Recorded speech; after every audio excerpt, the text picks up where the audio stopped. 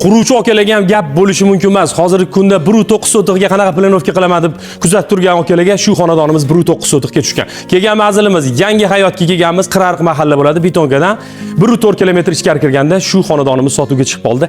Arinter metal zavod bo'ladi.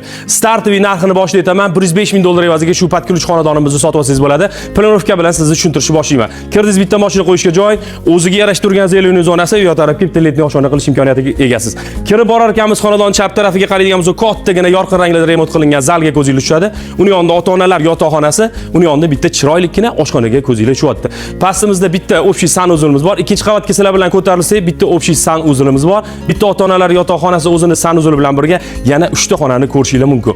Narx $105,000 bo'ldi. Startoviy xonadonni sotib olsanglar bo'ladi. Elektr ishlari hamma holatda, patkuch holatda qilib beriladi.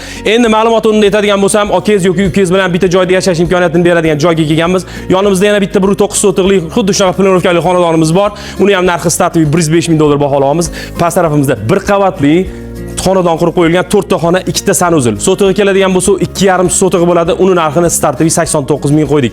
Hammaga shunaqa chiroyli xonadonlar nasib qilsin deganlar bitta yurakchani qizartirib ketasizlar. Yangi Hayot, Qirariq mahalla, Arinter metal zavod bo'ladi. Narxi keladigan bo'lsa juda ham chiroyli holatda narxlarni qo'ydik. Sunnatiga ozgina o'tib beradigan joylari bor. Egalar raqamini qoldiramiz, qo'ng'iroq qilib batafsil ma'lumot, barakasini qilsanglar bo'ladi. Sog' bo'lasizlar.